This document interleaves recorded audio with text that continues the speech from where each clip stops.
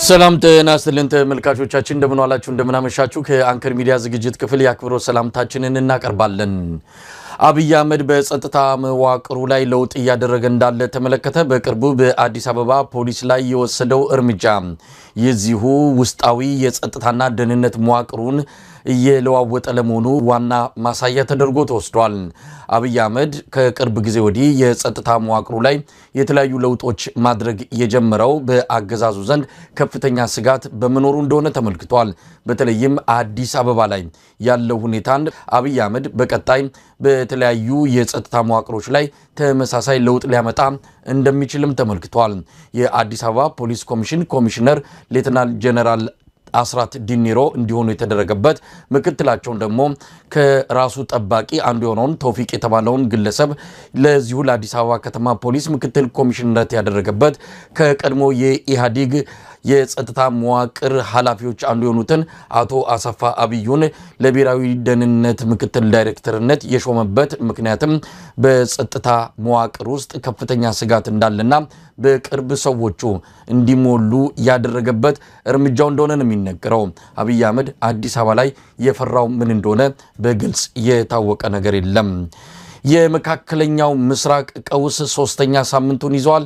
የአሜሪካ እስራኤል ጥምር ኃይል በኢራን ላይ እየወሰደው ያለው እርምጃ ዛሬ ሶስተኛ ሳምንቱን አንድ ብሎ ጀምሯል። እስካሁን ባለው ሁኔታ የኢራንን የሚሳኤል ጣቢያዎች በማክሸፍ አሜሪካና እስራኤል ፍጹም የበላይነት የያዙበት እንቅስቃሴ ተጠናክሮ ቀጥሏል። ኢራንም እጅ የሰጠች አይደለችም። የሁለቱን ሀገራት ጥምር ኃይል እየመከተች እንዳለ ነው የሚነገረው። የመካከለኛው ምስራቅ ቀውስን በተመለከተ ከወታደራዊ ጉዳዮች አንጻር እንዴት ይታያል በሚል ለዛሬ ሻለቃ ማሞ ለማን ጋብዘናል። እንደዚሁም በአዲስ አበባ የተወሰደውን እርምጃና በአጠቃላይ አብይ አህመድ በጸጥታ መዋቅሩ ላይ እያደረገ ያለውን ለውጥ በተመለከተ አስተያየታቸውን ይሰጡናል። በዋናነት የመካከለኛው ምስራቅን የኃይል አሰላለፍና መሳሪያዎቹን በተመለከተ ዝርዝር ሙያዊ ማብራሪያ ይሰጡናል። ዝግጅታችንን እንድትከታተሉ እንጋብዛለን። ሻለቃ ማሞ ለማ የወታደራዊ ጉዳዮች ባለሙያ ናቸው። አብራችሁን ቆዩ።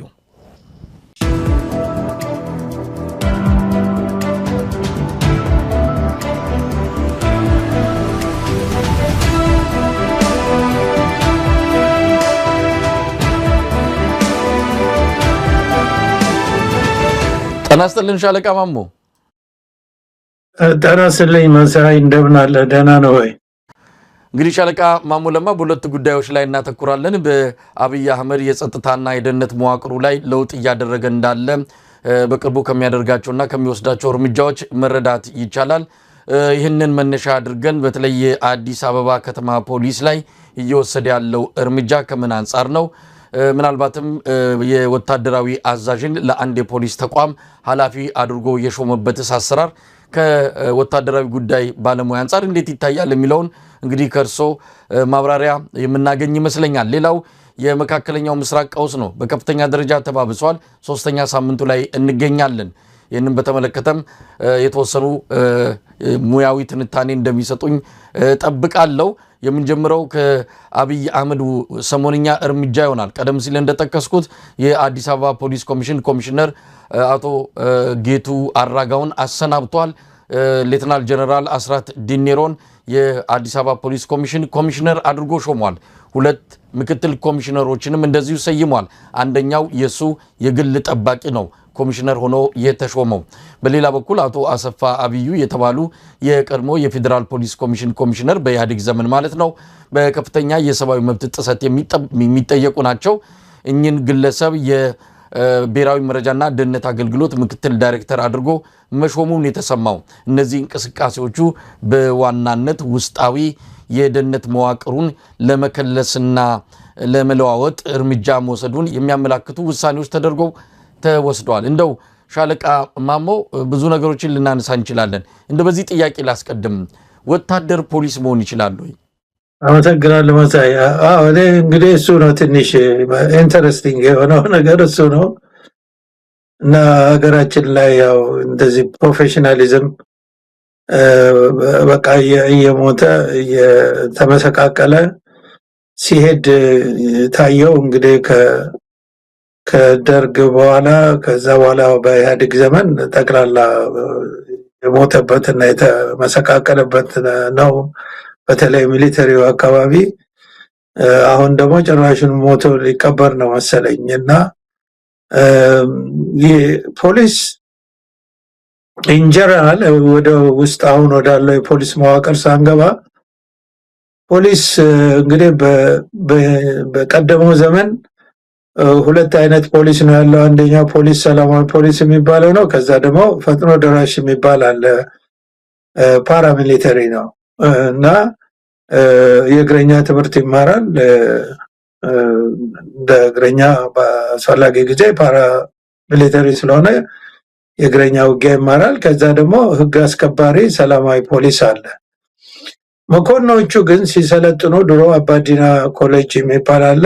እዛ በሚሰለጥኑበት ጊዜ ያው በሁለቱም ይሰለጥናሉ፣ በእግረኛ በፈጥኖ ደራሽነትና በሰላማዊ ፖሊስ፣ በወንጀል ምርመራ፣ በሌሎች ይሰለጥናሉ። እና ፖሊስ እንግዲህ ህግ ይማራል። ህግ አስከባሪ ነው የሚባለው፣ እንደውም ስሙ ህግ አስከባሪ ነው። እና ህግ ይማራል። የፍትሐ ብሔር ህግ፣ የወንጀል ህጎችን ይማራል። ዲሲፕሊኑም ከፖሊስና አርሚ የተለያየ ነው። ለምን? አርሚ ተዋጊ ነው፣ ፋይተር ነው። እና የውጊያ ስልቶችን፣ የውጊያ ታክቲኮችን፣ የውጊያ ስልጠናዎችን ነው የሚያደርገው። ኮኔክሽን ሁሉ እንትን ጋር ነው፣ ከጠላት ወገን ብሎ ነው የሚለማመደውም። እና በእርግጥ በስቴት ኦፍ ኢመርጀንሲ ጊዜ አደጋ፣ የተፈጥሮ አደጋ ሲደርስ ያው በብዙ ሀገር እንደሚታየው እንደማንኛቸውም እንትን ለአደጋ ይደርሳል። የሲቪል ስራ ሊሰራ ይችላል እንጂ ህግ በማስከበር በፕሮፌሽን አኳያ ህግ ማስከበር የፖሊስ ነው። እና ስለዚህ ፖሊሶቹ ሲሰለጥኑ በተለይ ፖሊስ መኮንኖች፣ አሁን የመኮንን ሹመት ነው የተደረገው፣ ሲሰለጥኑ የህግ ትምህርትም ጭምር ብዙዎቹ እንደውም ኦፊሰሮቹ ትላልቅ ደረጃ የሚደርሱት ያው በህግም በዩኒቨርሲቲ ደረጃም ግራጁዌት አድርገው ነው ለከፍተኛ ማዕረግ የሚበቁት። እና ሎ ያጠናሉ ማለት ነው ቢያንስ። እንደገና የፖሊስ ህግ ብዙ አይነት ህግ አለ። የትራፊክ ህግ አለ፣ የወንጀል የፍትሐ ብሔር ህግ አለ። ልዩ ህጎችን ከፍርድ ቤት ጋር የተገናኘ ስራ ነው የሚሰሩት ፖሊስ ጣቢያዎቹ። እና ስለዚህ በድሮ ጊዜ ከፖሊስ ፈጥኖ ደራሽ ወደ ጦር ሰራዊት መጥተው የሚያገለግሉ ነበሩ ብዙ ጀነራል መኮንኖች፣ ከፍተኛ መኮንኖች፣ መስመራዊ መኮንኖች፣ ኢቨን በታሸሞች ጭምር ወደ ጦር ሰራዊትነት የዞሩ አሉ እንጂ ከጦር ሰራዊት ከአርሚ ወደ ፖሊስ የሄደ ኃይል የለም። ለምን? እንደገና ህግ ማጥራት አለበት ማለት ነው። እነሱ የመደበኛ ወታደር ትምህርት ይማራሉ በፖሊስ፣ አርሚ ግን የፖሊስ ትምህርት አይማርም። እና ስለዚህ የአርሚ ኦፊሰር የፖሊስ ኦፊሰር ሊሆን አይችልም። ይሄ ፋክት ነው። እንግዲህ የዚህ ሰው ባክግራውንድ ድሮ ፖሊስ የነበረ አይመስለኝም። አንዳንድ ነገሮችን ሳይ ፖሊስ የነበረ አይደለም አሁን የተሾመው። እና አሁን ምናልባት ይቅርታ የፌደራል ፖሊስ ነበር እኔ መሰለኝ ጠቅላላ። እና ፌደራል ፖሊስ ራሱን የቻለ እንትን አለው። አሁንም የሚመራው በኮሚሽነር ጀነራል። ይሄን ማድረግ ገልጸዋለሁ። ለምናልባት የፖሊስ ማዕረግና የአርሚው ማዕረግ አንድ አይደለም። ድሮ አንድ ነበረ፣ አሁን ግን ለይተውታል። በተለይ የእንግሊዝ ፖሊስ የኢትዮጵያን ፖሊስ ማሰልጠን ከጀመረ በወያኔ ዘመን ማለት ነው። የፖሊሱን ራንክ አሰጣጥ በእንግሊዝ አድርገውታል። ልክ የእንግሊዝ ቅኝ ግዛት የሆኑ ሀገሮች የሚጠቀሙበትን ማለት ነው። እኛ በእንግሊዝ ቅኝ አልተገዛንም። የኢትዮጵያ ሕዝብም እንግሊዘኛ ቋንቋ አይናገርም። የነበረው የፖሊስ ሰራዊት ማዕረግ ስሞች በሙሉ ኢትዮጵያዊ ስሞች ነበሩ እስከ ወያኔ ጊዜ ድረስ። ወያኔ ግን የእንግሊዝ ስም ነው ያደረገው። አዚፍ እኛ እንደ በእንግሊዝ ቅኝ ግዛት የነበርን እንደሆነ አይነትና እሱን ጠቅሰዋለሁ ማረጉን በተመለከተ። አሁን እንግዲህ የዚህ የፌደራል ፖሊሱ በዚህ አሁን ኮሚሽነር ጀነራል ነው የሚባለው ማዕረጉ እና ደመላሽ ገብረ ሚካኤል የሚመራው ነው። እሱ በስሩ ምን አለው የፖሊስ ዘርፎች ልዩ የፖሊስ ዘርፎች አሉት። የኢንዱስትሪ ፖሊስ፣ ዩኒቨርሲቲ ፖሊስ፣ የአቪዬሽን ፖሊስ፣ ልዩ ገዳጅ ፈጻሚ ቡድኖች የሚባል አለ። ፌደራል ፖሊስ የሚባል ልዩ ኮማንዶ የተማሩ ኤሊት ኮማንዶ ይሏቸዋል እና እነሱ ከፍተኛ ስልጠና ያገኙ የሚባሉ እንደውም ሬድ ቦኔትም የሚለብሱ አሉና እንደገና የቴክኖሎጂ እና የዲጂታል ዘርፍ አለው። ከዛ ቀጥሎ ያለው የክልል ፖሊስ መዋቅር አለ። ያው የክልል ፖሊስ ራሱን የቻለ በኮሚሽነር ደረጃ የሚመራ ነው። እንግዲህ አሁን የፖሊስ ኮሚሽን እንትን ማዕረግ ቅድም ያልኩት ፖሊስና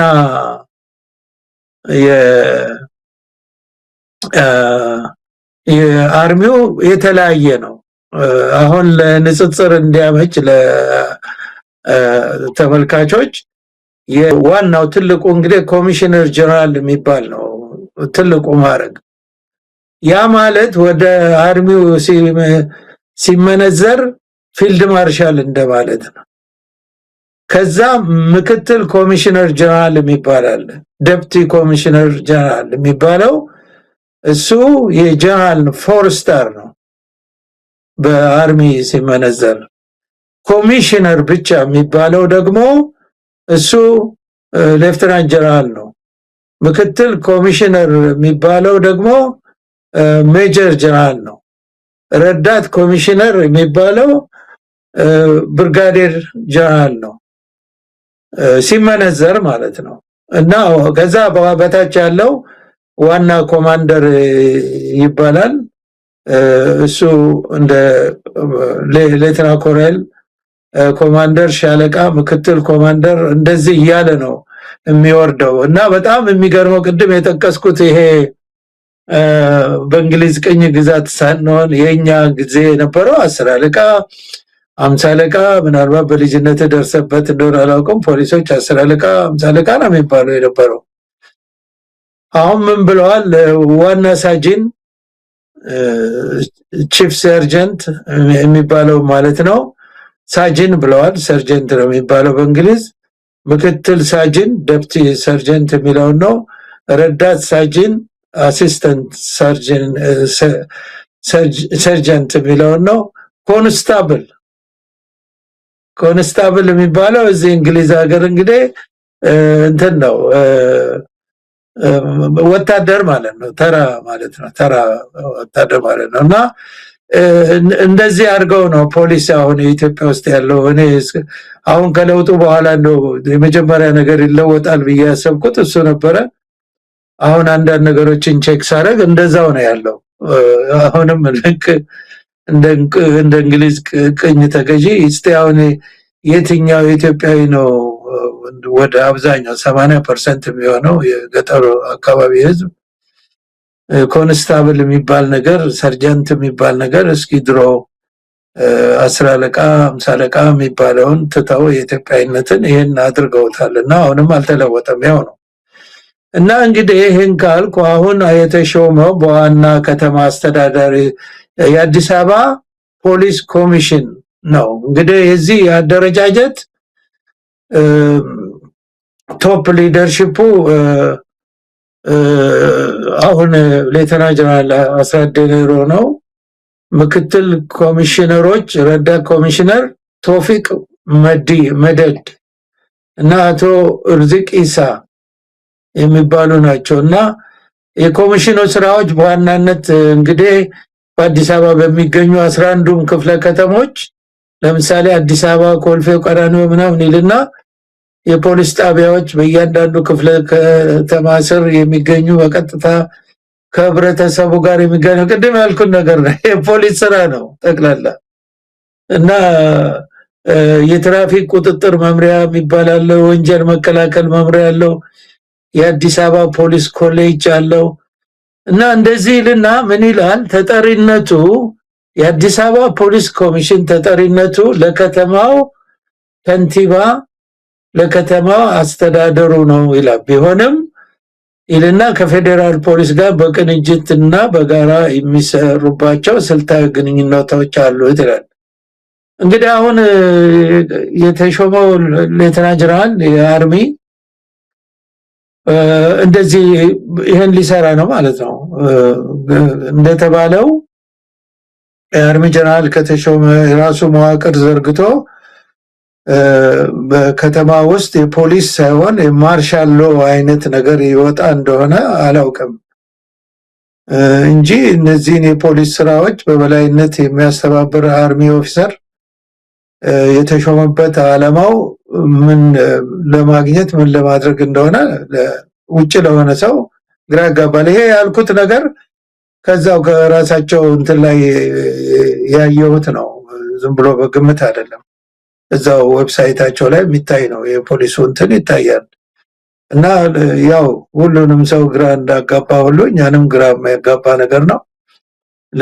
እንደተባለው አርሚ እንትን መዋቅር ሰርቶ የከተማውን ጸጥታ በአርሚ ስትራክቸር በማርሻል ሎ ለማስተላለፍ ፖሊስ የራሱ የሆነ ከፍርድ ቤት ጋር ከአቃቤ ሕግ ጋር ከመርማሪ ፖሊስ ጋር ባለ ግንኙነት ነው እንግዲህ ጸጥታ የሚያስከብረው የወንጀል ስራዎችንም እንደገና ደግሞ የፍትሐ ብሔር ጉዳዮች ወይም ሲቪል ማተርስ የሚባሉትን ማለት ነውና የጦር ሰራዊት ኦፊሰር እዚህ የሚመጣው ብዙ ሰው ስፔኩሌት እንደሚያደርገው የአርሚ መዋቅር አድርጎ አዲስ አበባን በማርሻል ሎ ለማስተዳደር ነው የሚባለው ነገር ግምታዊ ቢሆንም ሊሆን የታሰበው እሱ ይሆናል ብሎ ከመገመት ውጪ እንዴት አድርጎ ፖሊስን አርሚ ኦፊሰር በላይ ሆኖ እንደሚመራውና እንደሚያስተዳድረው ለማወቅ አዳጋች ነው። መሳይ ይሄን ነው የምለው። ሻለቃ ማሞ አንድ የመረጃ ምንጭ ከዛው አካባቢ ያገኘ ነው አብይ አህመድ መጠነ ሰፊ የሆነ የውስጥ የደህንነት መዋቅሩን እየለወጠ ነው ያለው። ቀደም ሲልም አንስቼዋለሁ። እኚህ የጀነራል ሌተናል ጀነራል አስራት ዴኔሮ መምጣታቸው የሱን ጠባቂ የአብይ አህመድ ላለፉት 8 ዓመታት የሀገሩ ሰው ነው፣ አንድ ላይ ያደጉ የራሱ በቅርበት የሚያውቀው ባልንጀራው ነው፣ እሱ ነው ዋና ጠባቂው። እሱን ደግሞ ወደ ምክትል ኮሚሽነርነት ከአስራት ዴኔሮ በታች አድርጎ እንዲሾም አድርጓል። ያኛውን ምክትል ኮሚሽነር በተመለከተ ዝርዝር መረጃ የለንም። ሌላው ብሔራዊ ደህንነት መስሪያ ቤት ውስጥ በምክትል ዳይሬክተርነት እንዲሾም ያደረገው አቶ አሰፋ ቢዩም እንደዚሁ በኢህአዴግ ጊዜ በጣም ገራፊ የነበረ በጣም በሰብአዊ መብት ጥሰት የሚታወቅ አብይ አህመድ ገርፈናቸዋል፣ በጨለማ አሰቃይተናቸዋል፣ ለዚህ ደግሞ እንደ ኢህአዴግ ይቅርታ እንጠይቃለን ያለው እነዚህን ሰዎች ጭምር ወክሎ እንደሆነ ይታወቃል። አሁን መልሶ ገራፊዎቹን አምጥቷል።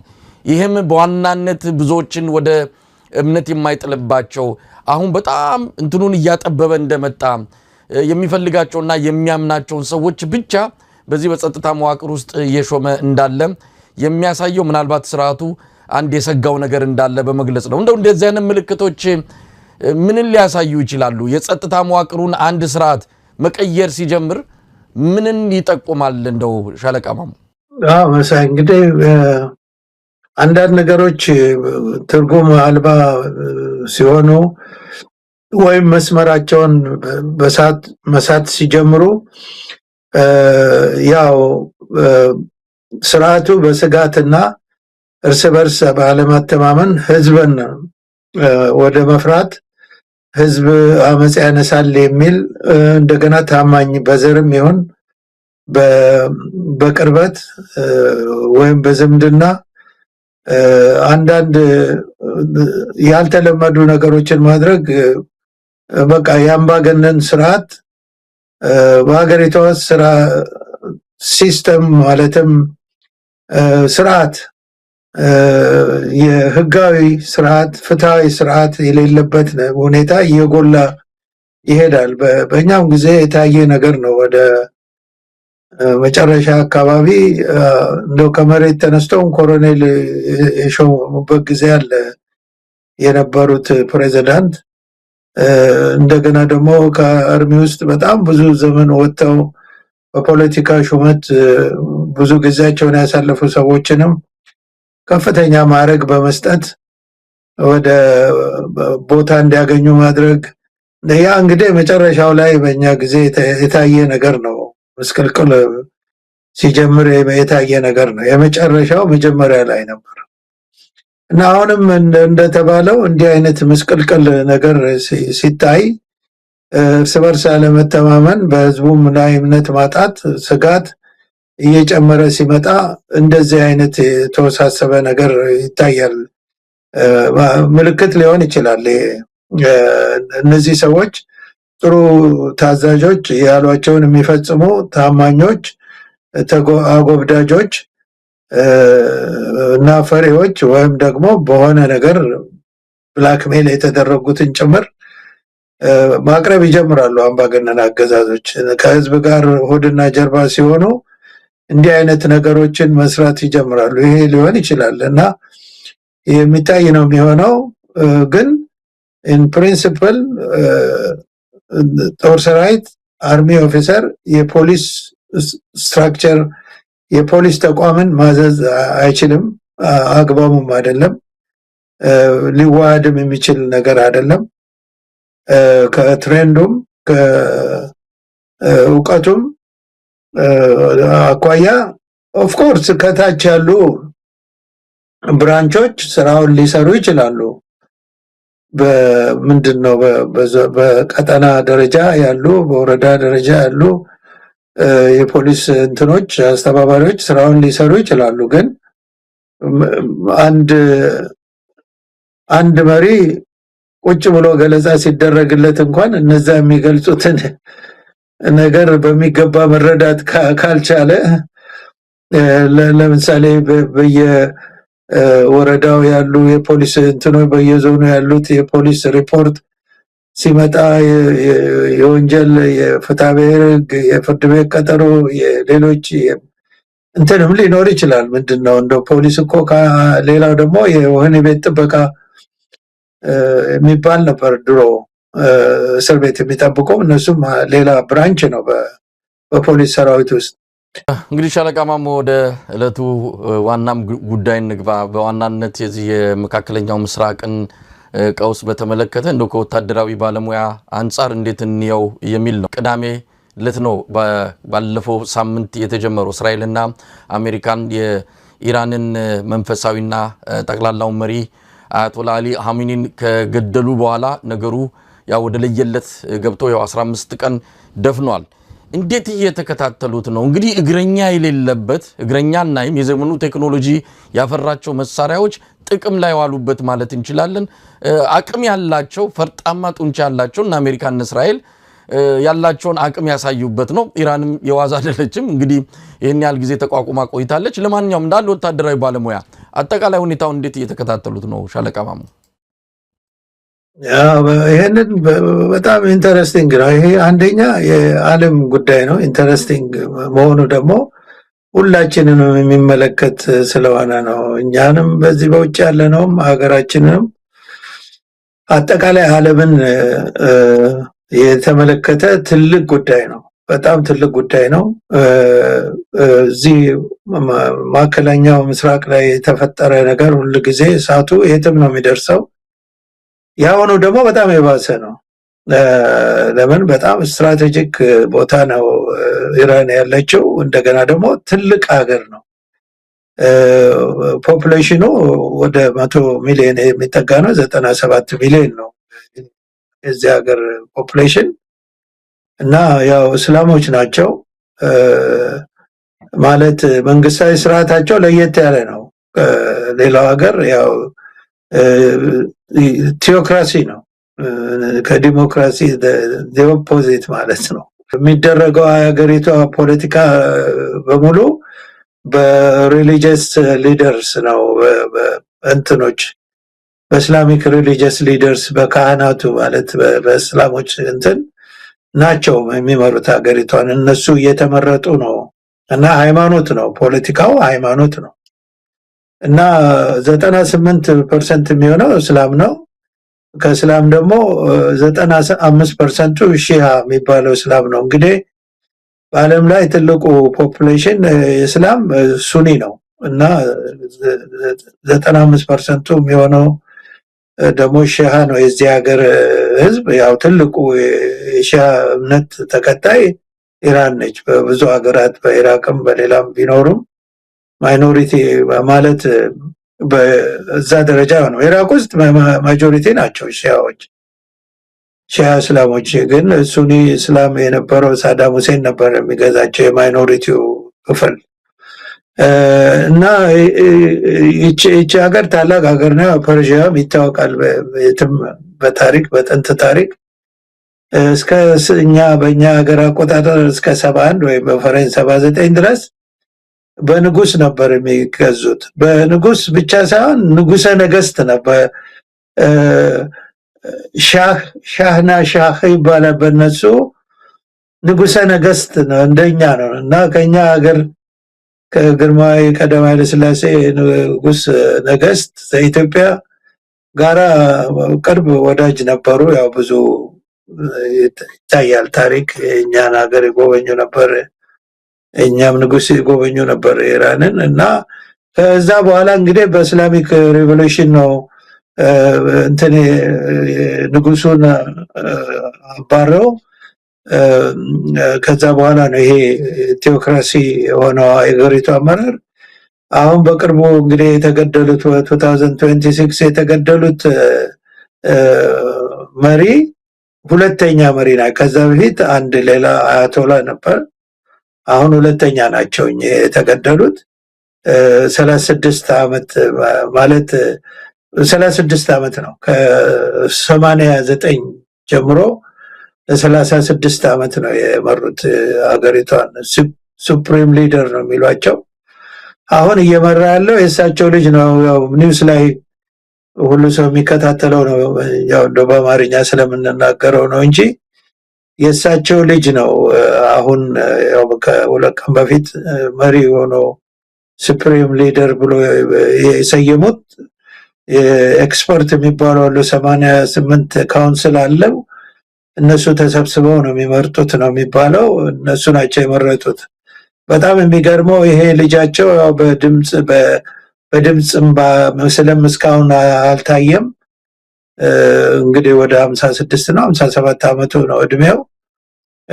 ግን የሚባለው በዛ እነሱ አባቱም እናቱም እንደገና የሱ ሚስት ጭምር መሰለኝ የተገደሉት።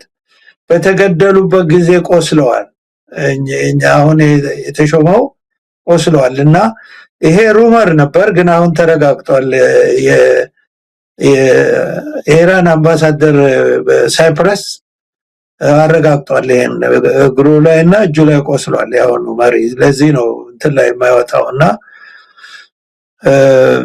እንደው ይሄንን መግቢያ ያህል ካልኩኝ አሁን የሀገሪቷ ጂኦግራፊን በተመለከተ ይሄ ፐርሺያን ጎልፍ የሚባለው ባህር ወይም አረቢያን ጎልፍ ይባላል፣ ግን ፐርሺያን ጎልፍ ነው የሚባለው። ወደ ውስጥ የገባ ነው ከጎልፍ ኦፍ ኦማን ከዛ ደግሞ ወደ ሜዲትራኒያን ባህር ለመውጣትም ወደ ኢንዲያን ኦሽንም ለመውጣት ይሄ በዚህ በኩል ነው። በዚህ በፐርሺያን ጎልፍ አልፎ ነው እና ኢራን በስተምዕራብ በኩል ስትሆን ማነው በስተምስራቅ በኩል ስትሆን በስተምዕራብ በኩል ደግሞ በዚህ በፐርሺያን ጎልፍ ያሉ ሀገሮች አሉ። የዚህ የጎልፍ ሀገሮች ማለት ነው። እነዚህ የጎልፍ ሀገሮች ዩኤኢ ኤማራት ማለት ነው፣ ኳታር፣ ባህሬን እና ኩዌት እነዚህ በመደዳ በወዲህኛው በምዕራቡ በኩል ሲሆን በምስራቁ በኩል ደግሞ እሷ አለች ማለት ነው፣ ኢራን አለች። በጣም ትልቅ ሀገር ስለሆነ በመካከላቸው ባህሩ አለ። ይሄንን ወደ 2000 ኪሎ ሜትር የሚሆን ኮስት ላይን ኢራን ትሸፍነዋለች ማለት ነው። በማዶ በኩል ማፑ ላይ ካያችሁ በማዶ በኩል ትሸፍነዋለች እና በዚህ በኩል ያሉት እነዚህ አራት ሀገሮች ደግሞ መርከቦቻቸው በዛ ነው የሚያልፉት ማለት ነው። ይሄ አንዱ ነው። ሁለተኛው ምን አለ እነዚህ ይሄንን ባህር ብቻ ሳይሆን እንግዲህ 20% የሚሆነው የዓለም ነዳጅ በዛ በኩል ነው የሚያልፈው ማለት ነው ከነዚህ 4-5 ሀገሮች። ከዛ ሌላ ደግሞ ምን አለ ይሄ ፐርጂያን ጎልፍ የሚባለው ወደ ውስጥ ወደ መሬት የሚገባበት ጠባብ ቦትልኔክ የሆነ ቦታ አለ ስትሬት ኦፍ ሆርሙዝ የሚባለው ማለት ነው። አሁን እዚህ ማፑ ላይ የምታዩት ወደ ውስጥ የሚገባው ስትሬት ኦፍ ሆርሙዝ የሚባለው ቦታ ነው። እሱ ምንድነው ግራና ቀኝ ያለው የኢራን መሬት ነው እስከ ጎልፍ ኦፍ ኦማን ድረስ። ኦማን ያለችው ጫፍ ላይ ነው እና ጎልፍ ኦፍ ኦማን ድረስ ከመድረሱ በፊት እቺ ደግሞ ስትሬት ኦፍ ሆርሙዝ የምትባል ቦታ አለች። እሷ ራሷ ወደ 20 ማይልስ ወይም 30 ኪሎ ሜትር ትረዝማለች እቺ ሽጥጥ ብላ የገባችው እና እሷ ደግሞ ከምድር ባህሩ ላይ መሄድ የሚቻለው 3 ማይል ብቻ ነው። ስለዚህ ባህሩ ላይ ሆኖ ወይም ባህር ውስጥ ሆኖ ያቺ መዝጋት ምንም ከባድ አይደለም ለኢራን እና እሷን ካላለፉ እቺ ወደ ውስጥ የገባችውን ካላለፉ ወደ ጎልፍ ኦፍ ኦማን መድረስ አይቻልም። እንግዲህ በጎልፍ ኦፍ ኦማን አድርጎ ከዛ በኋላ ነው ጎልፍ ኦፍ ኤደን ከኤደን በኋላ ነው ወደ ቀይ ባህር የሚገባው ወይም ደግሞ ወደ ኢንዲያን ኦሽን መሄድ የሚቻለው እና አሁን እሱን ነው የዘጋችው ኢራን ማለት ነው። ኦማን ተርፋለች ጫፍ ላይ ስለሆነች መርከቦቿ ተነስተው ከንትን አልፋ ነው ያለችው ኦማን ከስትሬት ኦፍ ሆርሙዝ አልፋ ነው ያለችው ኦማን እና እሷ ምንም ችግር የለባትም። ሳውዲ አረቢያ ደግሞ በአንድ በኩል በቀይ ባህር በኩል በጎልፍ ኦፍ ኤደን በኩል ስላላት ፖርት ሳውዲ አረቢያም አፌክት አያረጋትም እና አሁን አፌክት የተደረጉት ይሄ ዩኤኢ፣ ኳታር፣ ባህሬን እና ኩዌት ናቸው ማለት ነው። ስለዚህ አሁን እሷ እኔም ማሳልፈው ብቻ ነው ማሳልፈው ብላለች። እንደውም ጠቅላላ ዘግቻለሁ ብላለች ኢራን። አሁን ያንን እንግዲህ ይሄ ሁሉ ቀደም መሳይ ያልከው ይሄ ሁሉ ኤር ፓወር ሀያላን ሀገር አሜሪካ እና እስራኤል የኤር ሱፐሪዮሪቲ ያላቸው የኢራንን ኤር ዲፌንስ ሲስተም ዳውን አድርገውታል። ስለዚህ ፍሪሊ ሀገራቸውን ሙሉ በሙሉ እየበረሩ ይደበድባሉ፣ ጉዳት ያደርሳሉ። ነገር ግን አሁን ወዴት ተለወጠ ማለት ነው?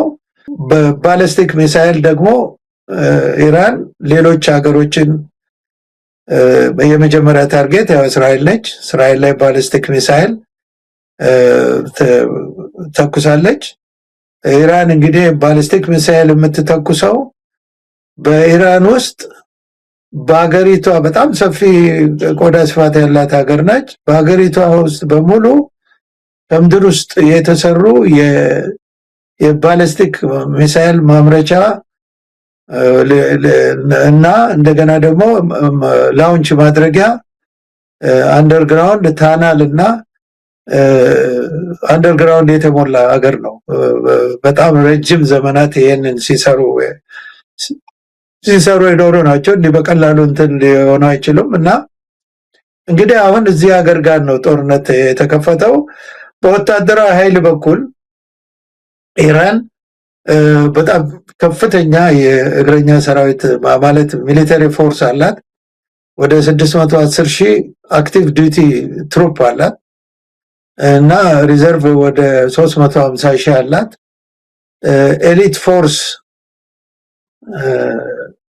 ወደ 190,000 አሁን ብዙ ጊዜ ትኩረት አድርገው እየደበደብን ነው የሚሉት በጣም ኤሊት ፎርስ የሚባል ሬቮሉሽነሪ ጋርድ አለ፣ የኢራን ሬቮሉሽነሪ ጋርድ የሚባል በጣም የሚፈራ ኃይል ነው። ሃይሊ ትሬንድ ነው። ኤሊት ፎርስ ነው። በሚገባ የታጠቀ ነው። ይሄ ፎርስ አለ እና ኦልሞስት ሚሊየን ትሩፕ ያላት ሀገር ነች። በእግረኛ ሰራዊት እንደዚህ የምትሞከር ሀገር አይደለችም። ትልቅ ሀገር ነች እና አሁን እንግዲህ ትልቁ ነገር አሁን ጦርነት ሲጀመር ያው ስንት እግረኛ ሰራዊት አለው፣ ስንት መሳሪያ አለው፣ ባሊስቲክ ሚሳይል፣ ክሩዝ ሚሳይል፣ ተዋጊ አውሮፕላን፣ ኤር ዲፌንስ ሲስተም እንዲህ ብለህ ሂሳብ ሰርተህ ነው የሚገባው እና ሲነጻጸር እስራኤል እና አሜሪካ ሁለቱ ሆነው ምናልባት ኢራን ከፍተኛ ኃይል አላት ሊባል የሚችለው እግረኛ ሰራዊቷ ሊሆን ይችላል እንጂ በመሳሪያ ረገድ አሜሪካና እስራኤል የበላይነት አላቸው። ግን በሚሳኤል ረገድ ደግሞ ኢራን ያደረጃችው ሚሳኤል ከሚሳኤል ጋር ደግሞ የድሮን ሲስተም በጣም ከፍተኛ ነው እና ስለዚህ እንደታሰበው አልሆነም። ባሊስቲክ ሚሳኤል